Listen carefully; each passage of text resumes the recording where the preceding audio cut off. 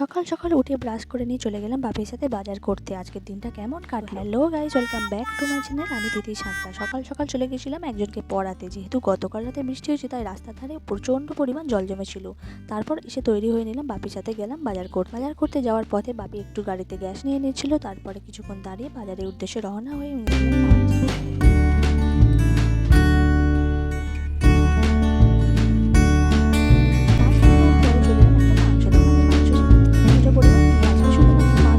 অল্প কিছু সবজি নেওয়া হয়েছিল। আবার বাড়ির কাছাকাছি সে বাড়ির একটা কাজ পড়ে যায়, আমাকে বলে বাড়ি পর্যন্ত চলে যাও। বাড়ি পর্যন্ত চলে গেল।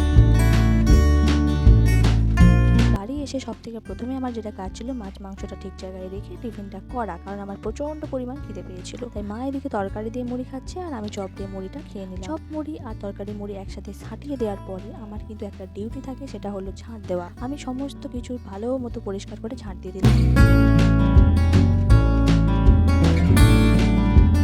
তারপর ঘড়িতে এখন প্রায় 10:30টার মতো বেজে গেছে। এবার কিন্তু রান্না বসাতে হবে, তাই জন্য মা এদিকে সমস্ত কিছু জোগাড় করে নিয়েছে আর আমাকে বললো মাছ মাংসটা একটু সুন্দর করে ধুয়ে দিতে, পরিষ্কার করে।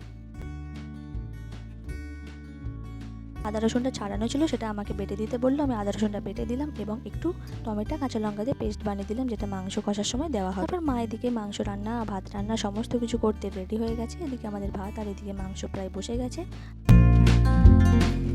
এখনকার মাছের একদমই টেস্ট হয় না, সবই নাকি ভেরির মাছ। তাই একটা মাছ আমাকে খেয়ে দেখলো যে কেমন টেস্ট এটা দেখতে। তারপর মাছ ভাজা খেয়ে নিয়ে এদিকে মাংসটা কষা হচ্ছে আর আমাকে বললো স্নানটা সেরে আসো, কারণ আমার স্নানের টাইম হয়ে গেছে। আমি স্নান সেরে এসে দেখি আমার বাপিও প্রায় চলে এসে। পর কিছুক্ষণ বসে নিয়ে আমার একটা কাজ পড়ে গেল, সেটা হলো গ্যাস মোছা। তাই আমি ঝটপট গিয়ে গ্যাসটা সুন্দর করে পরিষ্কার করে মুছিয়ে দিলাম। তোমরা কারা এই রকম কাজ করো আমাকে একটু কমেন্ট করে জানাবেন, কারণ আমার সারাদিনে এই ধরনের কাজ অনেক করতে হয়। একটা কাজ না, এটা মায়ের একটু সাহায্য করা। তারপর ভালো মতো পরিষ্কার করে নিয়ে আমি মুছিয়ে দিয়ে ভালো করে তোমাদের দেখিয়ে দিচ্ছি কত সুন্দরভাবে পরিষ্কার হয়ে যায়, দেখে নেবে।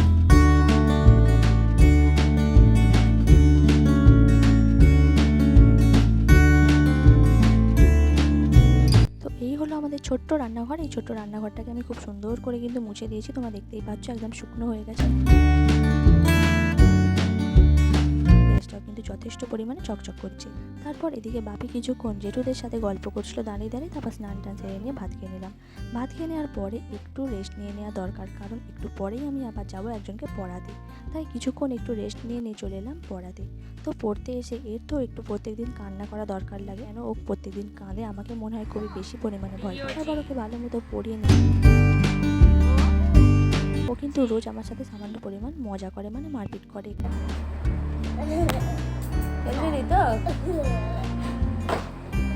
তারপর বাড়ি এসে দেখি যে আজকে আমাদের হচ্ছে তালের ফুরুলি, মানে এইটা তো তালের সিজন। তাই এই তালের সিজন সবাইদের বাড়িতেই প্রায় তালের ফুরুলি বা তালের পিঠা, তালের রুটি সমস্ত কিছুই হতে থাকে। তো আজকে আমাদের হচ্ছে তালের ফুরুলি।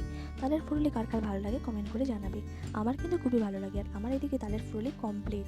অনেকগুলো ফুরুলি হয়নি, আজকে অল্প করে করা হয়েছে, কারণ আজকে প্রথমবার, তাই অল্প করেই করা। তারপর আমাকে বললো একটু রুটিটা সেঁকে নিতে। মায়ের একটা কাজ পড়ে গেছিলো, তাই মা একটু কিছুক্ষণের জন্য ঘরে গিয়েছিল আর আমাকে বলে রুটিগুলো যাতে জড়িয়ে না যায় তাই একটু তৈরি করে নিতে। আমি রুটি করতে পারি, তাই আমি রুটিগুলো করে নিলাম ঝট। তো আজকের মতো ভিডিওটি এখানে শেষ করছি। দেখা হবে পরের ব্লগে। Ta-ta, bye bye. Keep supporting, keep watching, keep loving Tithi Santra.